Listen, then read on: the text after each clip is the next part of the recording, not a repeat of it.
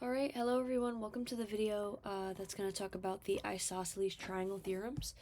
Before we get into that though, let's just go into some important vocabulary when it comes to our isosceles triangles. So, first things first is we have the legs of an isosceles triangle are always the two sides that are congruent to one another, right? So no matter how your triangle is drawn, if you look at the two examples that we have here, we can see we know in an isosceles triangle that we have two congruent sides, right? Now, wherever those two congruent sides are, those are always my legs. So in this example, we have these two segments as my legs. And then in the second example, the triangle is twisted, it's turned a little bit. However, since our two congruent sides are here, I know that my legs are these pieces. Now, the angles across from each leg are called base angles. And these in an isosceles triangle are always congruent. So for example, we have our legs, right?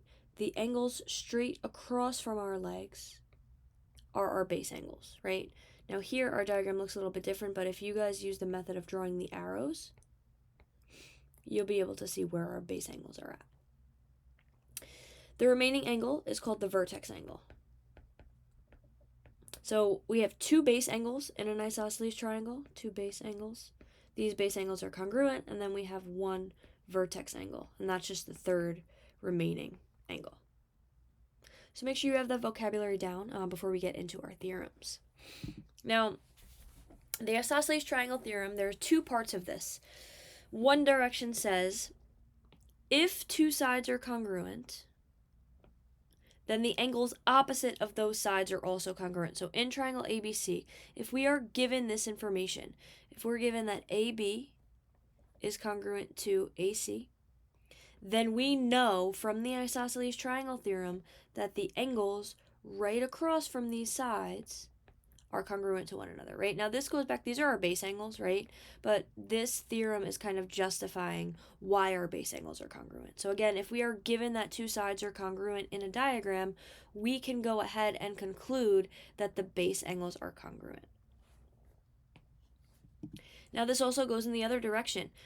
If we have that two angles are congruent, then we know that the opposite sides of them are also congruent. So in this case, in the triangle, we would be given that angle B is congruent to angle C. Now from this given information, what we can conclude is, I know if I go across here and I go across here, I know that my sides are going to be congruent as well, right? So given that angle B is congruent to angle C, we can conclude using this direction of the theorem that AB is congruent to AC. So we're going to go over some applications of this theorem. So in this case, make sure you guys are also writing these examples down. So in triangle ABC, we have that side AC is congruent to, it should say side BC. What can you conclude about the triangle, right? So in this case, I have that AC is 5 and I have that BC is 5. Now I can use the direction of the theorem that says, hey, if I have two congruent sides, I know that the angles right across from my sides have to be the same measure, right? So I know that whatever angle A is, angle B is going to have to be the same thing. Now you might have to apply some other knowledge here. In this case, I have this 20-degree angle, right? And I know that if I add all of my three angles up in a triangle, I'm going to get 180. So all angles in a triangle add to 180. We're going to have to use that fact here. So since I know that these two angles are congruent, if I'm looking for one of them, I'm going to just label one of them X. Now if I label angle A X, I can also label angle B as X because I know that those two angles are congruent, right? So now if I add up all my angles, I can do X plus X, or writing letters first, I know angle A plus angle B plus angle C equals 180. So angle A is X, angle B is X, now angle C is 20 degrees. And if I simplify, I will get 2x plus 20 equals 180. And then I can get, if I subtract 20 on both sides, I'll get 2x equals 160, so x equals 80 degrees. Now, always go back to your question. In this case, we don't really have anything specific that we're looking for, so we can go ahead and just substitute 80 into our diagram. But just be mindful, sometimes you might have to substitute that x value into something.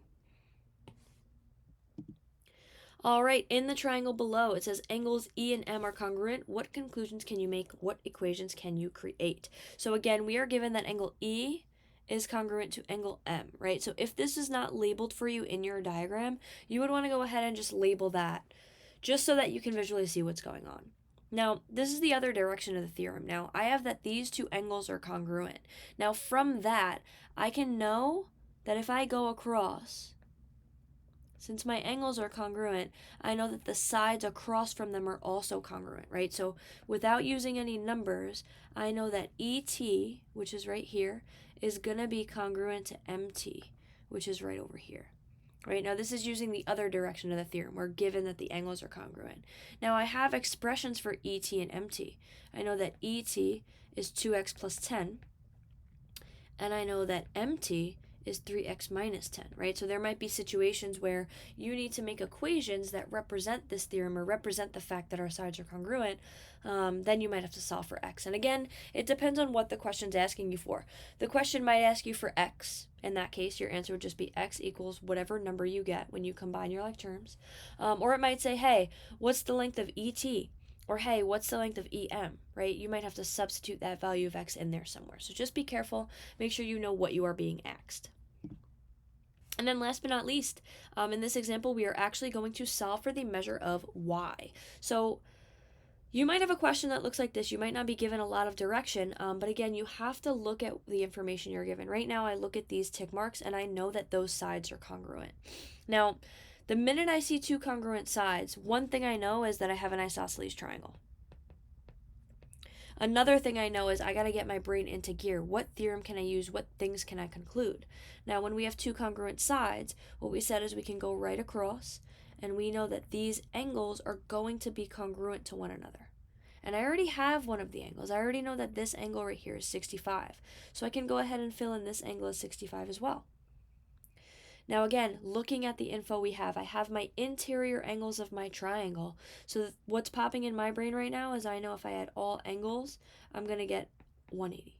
So I'm going to make an equation to represent that. If I do 65 plus 65 plus my third angle, which in this case is 3y plus 2, it's all going to be equal to 180. Now I can combine my like terms to get 132 plus 3y equals 180. And then you would subtract 132 from both sides. And I don't have a calculator right now. We're doing mental math. So 48, I believe we get. And then to get y, you would divide by 3 on both sides. You get 48 over 3. I don't have a calculator, so I'm not going to calculate that. But again, it just says to solve for y. So this would be a sufficient answer. But again, be careful. It might have asked you for the measure of this angle here. And then what you would have to do is substitute that y back into that expression of 3y plus 2. All right, awesome. Thank you guys for watching.